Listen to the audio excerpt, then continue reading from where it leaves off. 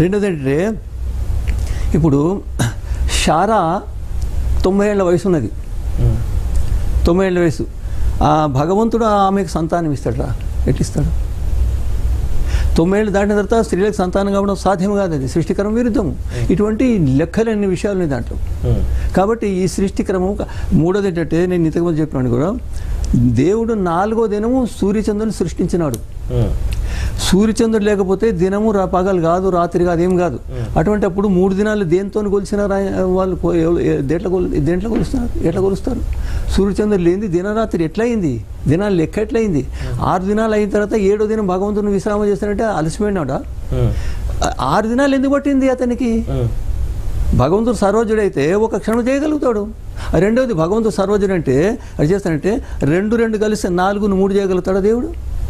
తనను తాను చంపగలుగుతాడా? చంపితే సర్వజ్ఞుడు గాడు, సర్వశక్తిమంతుడు. చంపకపోతే సర్వజ్ఞుడు గాడు. అయితే కాబట్టి ఆ బైబిల్లో చెప్పిన సృష్టికి విరుద్ధము, విజ్ఞానానికి విరుద్ధం.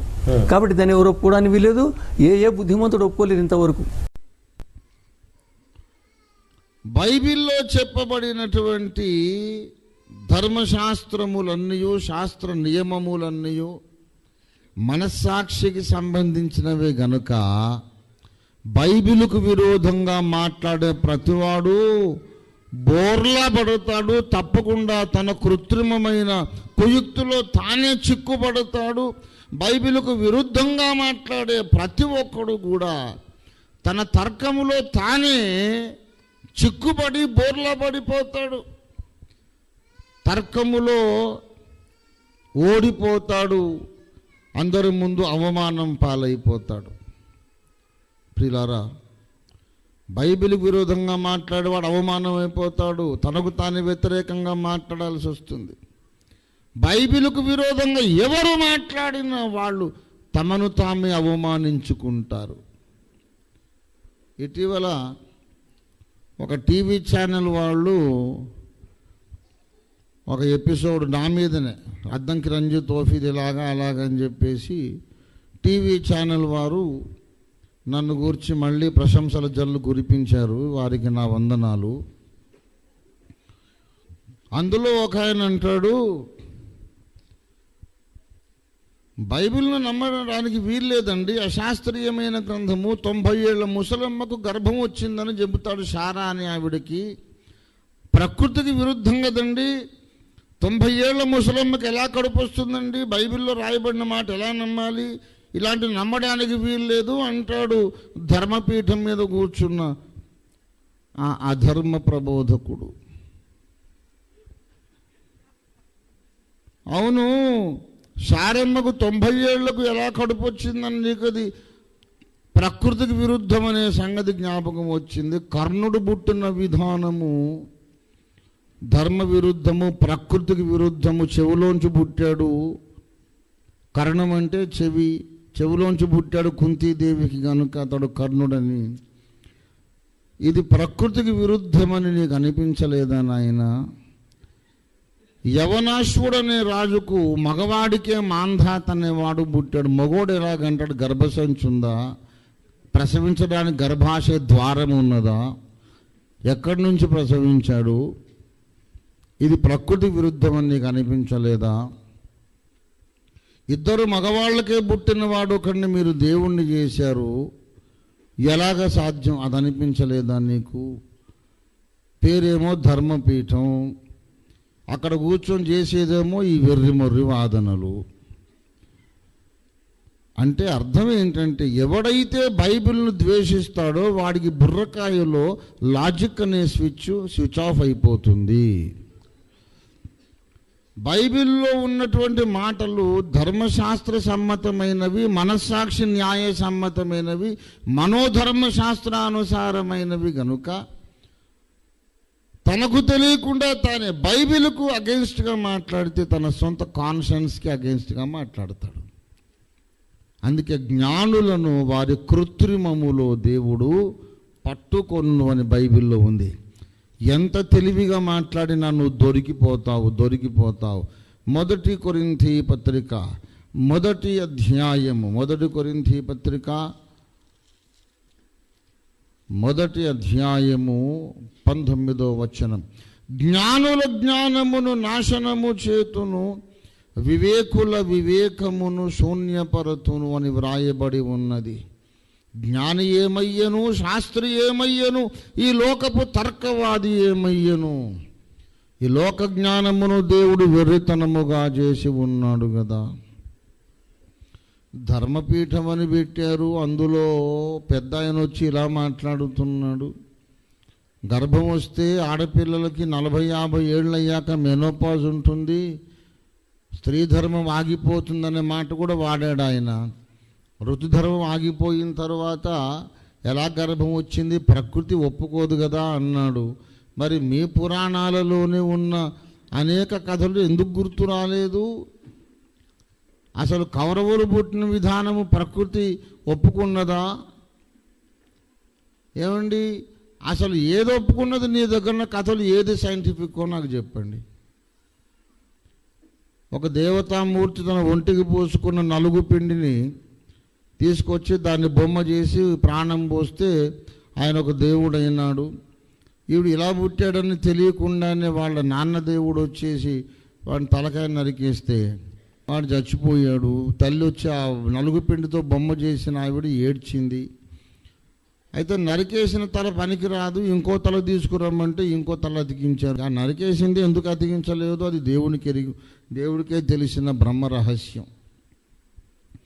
ఇదంతా సైన్స్, నీకు ఇదంతా సైన్సు. శారమ్మ 90 ఏళ్ళకి ఎలాగుంటుందంటే, ఋతుధర్మము నియమించిన సర్వశక్తి గల దేవుడు ఆమె ఋతుధర్మం ఆగిపోయిన తర్వాత, ఆగిపోయిందని బైబిల్లోనే ఉంది, ఋతుధర్మం ఆగిపోయింది కనుక నాకెట్లా పుడతారు అని ఆమె నమ్మలేకపోయిందని బైబిల్లో ఉంది. సర్వశక్తి గల దేవుడు ఆజ్ఞాపించాడు, ఆమెలో మరొక అండము విడుదలగును గాక అన్నాడు. ఆమంతా వచ్చేసిందంతే. దేవునికి స్తోత్రం కలుగును గాక. దేవుడు చేశాడు అన్న తర్వాత నువ్వు ప్రకృతిని గూర్చి మాట్లాడుతున్నావు అంటే నువ్వు పెద్ద బడుద్దాయివి. ప్రకృతికి అతీతుడు దేవుడు, ప్రకృతిని సృష్టించిన వాడు దేవుడు, ప్రకృతి చట్టములు మార్చగలిగిన వాడు దేవుడు, ప్రకృతి శాసనములు అధిగమించి పనిచేయగలిగిన సమర్థుడి పేరే దేవుడు. దేవుడు చేశాడంటే మళ్ళీ ప్రకృతి ఒప్పుకోదంటావు. ఏం చదువు చదివావు? మళ్ళీ సంస్కృతం నాకు రాదట. ముందు నీ బుర్రకు సంస్కృతం చెయ్యి, అసలు సంస్కరణ అనేది తీసుకురా. అసంస్కృతమైన బుర్రకాయతో ఎంత సంస్కృత భాష మాట్లాడితే ప్రయోజనమే ఉంది?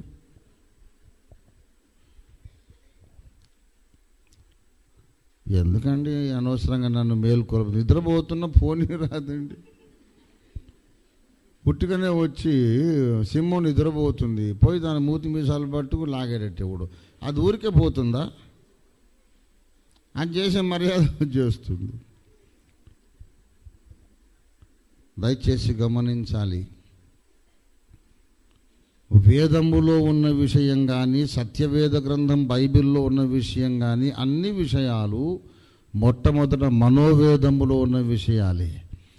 మనోవేదము సమ్మతించిన విషయాలని వేద గ్రంథాల్లో దేవుడు చెప్పాడు గనక దానికి విరుద్ధంగా మనం మాట్లాడకూడదు.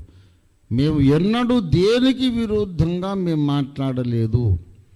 రామకథను గౌరవించాం, కృష్ణ జన్మను, కృష్ణావతార గాథలను గౌరవించి హైందవ క్రైస్తవులు అవి పొందుపరిచాం. రామతత్వము, శివతత్వము, కృష్ణతత్వము కలబోసినదే క్రీస్తుతత్వం అని చెప్పిన వాడిని నాతో మీరు మాట్లాడడానికి మీరెక్కడ సరితూగుతారు బాబు? మీరు మతం కొరకు పోరాడేవాళ్ళు, మీరు అన్ని మతముల సారమును ప్రజలకు చెప్పడానికి పోరాడుతున్న వాడిని నేను. మీరు ఎప్పటికైనా ఒక మతాన్ని తృణీకరిస్తాను కానీ నేను ఏ మతాన్ని ఎన్నడూ తృణీకరించలేదు, తృణీకరించబోను. ఇస్లాంను గౌరవించి మాట్లాడుతున్నా. ఇస్లాం అంతా వేస్ట్ అండి, అదేం ధర్మం అండి అనను నేను. ఇస్లాములోనే ఈసా అల్లాహ్ కా జలాల్ హై అని ఉన్నది గనక, ఈసా రుహుల్లా అల్లాహ్ కా రూహ్ హై. యేసు అల్లాహ్ యొక్క ఆత్మ, అల్లాహ్ యొక్క వాక్కు, అల్లాహ్ యొక్క మహిమ అని ఉంది గనక అల్లాహ్ దేవుడైతే అల్లాహ్ యొక్క మహిమ మనిషి ఎట్లాగా అవుతాడు? అల్లాహ్ దేవుడైతే అల్లాహ్ యొక్క ఆత్మ మానవుడు ఎలాగవుతాడు? అల్లాహ్ దేవుడైతే అల్లాహ్ యొక్క వాక్కు ఎలా మానవుడు అవుతాడు? అల్లాహ్ యొక్క ఆత్మ మామూలు మనిషి అయితే మరి అల్లాహ్ కూడా మనిషి అవుతాడా? ఒప్పుకోరు కదా, అపచారం కదా. అల్లాహ్ను మీరు దేవునిగా గౌరవిస్తున్నప్పుడు ఆయన ఆత్మను మనిషిని ఎందుకు అంటున్నారు? ఇది మన వాదన. అంతేగాని ఒక ధర్మమును ఎప్పుడు కూడా మేము తృణీకరించాం. ఇస్లాంలోనే నీకు సువార్త ఉంది. అందుకే ఇస్లాం కానీ, ఆ ఖురాన్ షరీఫ్ కానీ, రామాయణం కానీ, ఉపనిషత్తులు కానీ, మహాభారతం కానీ, చతుర్వేద సంహిత కానీ, బైబిల్ గ్రంథం కానీ, అన్నిటిలోనూ ఉన్న సారం ఒకటి ఉన్నది. అది మనస్సాక్షి న్యాయ సమ్మతమైనది, మనోవేదము మనోధర్మశాస్త్ర సమ్మతమైనది. అందుకే బైబిల్లో ఉన్న సువార్తకు విరోధంగా ఎవరు మాట్లాడినా బొక్క బొర్లబడిపోతారంతే. ఎంతో దూరం సాగదు. దేవుడు వారి కృత్రిమములో వాళ్ళని పట్టుకుంటాడు. ఇలాగే ఉంటుంది. బైబిల్ని విమర్శిద్దామని, బైబిల్లో దేవుడు సర్వశక్తిమంతుడైతే 6 రోజులు ఎందుకు చేయాలండి, ఒకరోజు చేసి ఉండొచ్చుగా అంటున్నాడు. నేను 30 ఏళ్ల కింద నుండి చెబుతున్నాను, బాబు 6 దినముల సృష్టి యేసు క్రీస్తులో మనకున్నటువంటి రక్షణలో ఉన్న 6 మెట్లు, 7వ మెట్లు విశ్రాంతి. అంటే శిల్పకారుని పనితనము దేవుడు చేసి ఈ శిల్పము నేను అనుకున్న ఆకారానికి వచ్చిందని ఉలి సుత్తే పక్కన పారేయడం అన్నమాట. దేవుడు అలసిపోడు కానీ మనలో చెక్కడం పని మానేసే రోజు ఉంటున్నది. అని అనుకున్న షేపుకు మనం వచ్చేశాక దాన్నే సంపూర్ణ సిద్ధి అంటారు. ఇతడు సంపూర్ణ సిద్ధి పొందాడు కనుక నేను వీడిని చెక్కను, గద్దించను, ఏ పాఠాలు నేర్పనక్కర్లేదని దేవుడు మనల్ని సంపూర్ణులుగా ప్రకటించే రోజు, అది విశ్రాంతి దినం. బైబిల్ గ్రంథంలోని ఆ 7 దినాల సృష్టి కథనం యౌగికార్థముతో మనకు గొప్ప సత్యాన్ని నేర్పుతుంది. ఎలాగంటే పర్వతములకు ఒకప్పుడు రెక్కలు ఉండేవి, అవి ఆకాశంలో ఎగురుతుండేవి. దేవేంద్రుడు వచ్చి వజ్రాయుధంతో ఆ పర్వతాల రెక్కలు నరికేశాడు. ఎగరలేక పర్వతాలు ఇప్పుడు కొండలు నేల మీద పడున్నాయి అనే కథలో యౌగికార్థం వెతికాం మనం. కొండలకు రెక్కలు ఉండడం ఏంటి, ఎగరడం ఏంట్రా బాబు, అది నిజం కొండలు కాదు. బైబిల్లో ఉన్నది సర్వభూమిని నశింపజేయు నాశన పర్వతమా. అంటే సాతానుగాడు ఒక పెద్ద కొండ, వాడి అనుచర వర్గం అంతా పడిపోయిన దేవదూతలందరూ కొండలే. వాళ్ళ గర్వభంగం చేశాడు యేసయ్య. వజ్రాయుధంతో వాళ్ళ రెక్కలు నరికినటువంటి ఇంద్రుడు యేసు. అందుకే ఇంద్రుడు మరణించి లేచాడని రాయబడి ఉంది. దేవునికి స్తోత్రం కలుగునుగాక.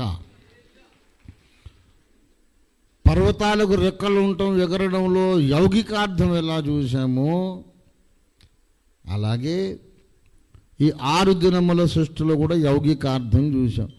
ఇది మాకున్నటువంటి విశాల హృదయం. సంస్కృత భాష మీకున్నదేమో, సంస్కృత వ్యక్తిత్వం అద్దంకి రంజితోఫీరుకుంది. దేవుని స్తోత్రం కలుగునుగా. నీకు సంస్కృతం తెలియదుగా, వేదం ఎలా తెలుసు అంటాడు. ఒరే నీకు బుద్ధికే సంస్కారం లేదు కదా, నీకు వేదం ఏం తెలిసిందో నేను అంటున్నాను.